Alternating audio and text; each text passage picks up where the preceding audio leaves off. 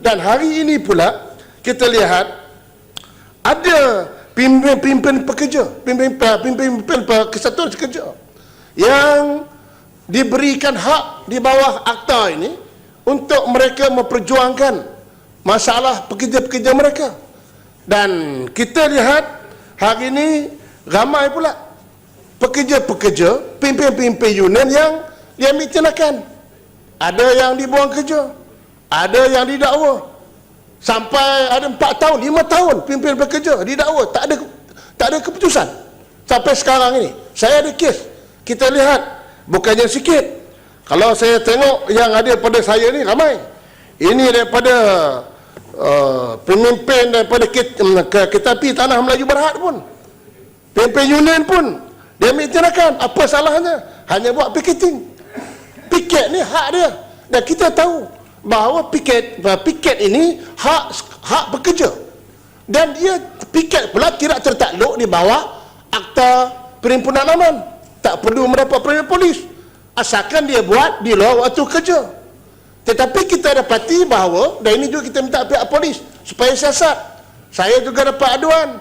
Kadang-kadang bila piket ini dibuat, kadang-kadang pihak polis pun dia mungkin pergi itu untuk menjaga keselamatan. Tetapi kadang-kadang ada juga tekanan-tekanan diberi kepada pekerja-pekerja yang membuat piket.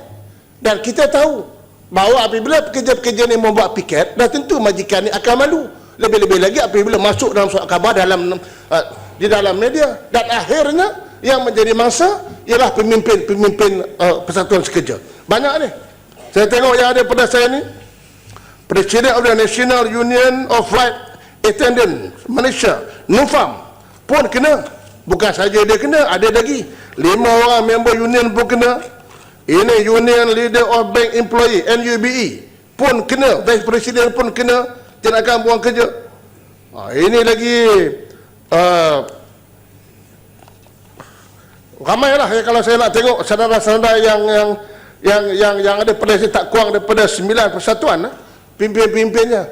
Jadi apa yang kesannya? Kesannya ialah akan menyebabkan pekerja-pekerja lain akan takut menjadi pimpin kesatuan.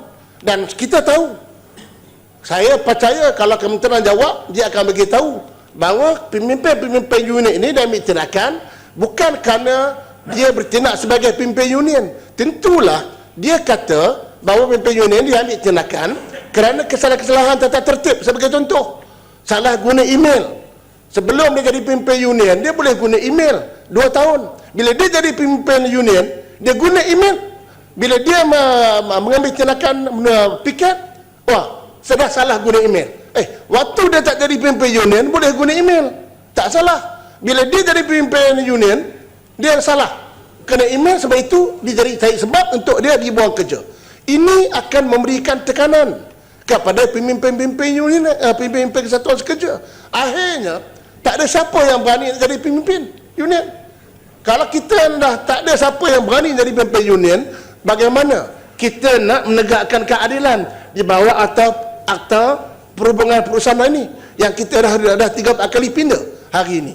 Jadi saya harap pihak kementerian kena lebih adil kepada pemimpin-pemimpin union ini. Kerana saya percaya mereka bersuara, mereka bertindak ialah kerana untuk menuntut keadilan yang dijamin di bawah peruntukan ini.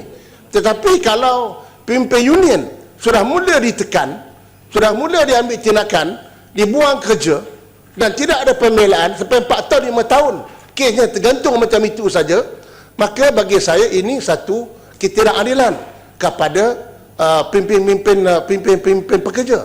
Jadi kita mahu supaya, saya percaya pekerja-pekerja ini yang menyebabkan mereka majikan ni kaya. Ini kadang-kadang macam emas lah. Kalau salah pihak yang pengurusnya atas yang salah, pekerja yang kena buang ni. Pengurusnya silap dekat atas, rugi syarikat, pekerja jadi mangsa. 5,000, 6,000 pekerja akan diberhentikan.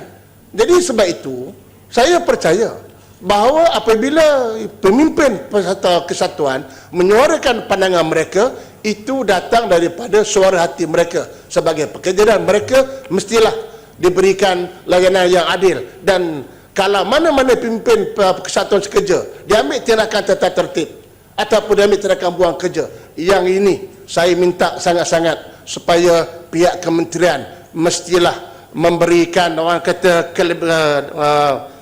benefit of the doubt kepada pemimpin-pemimpin kesatuan ini.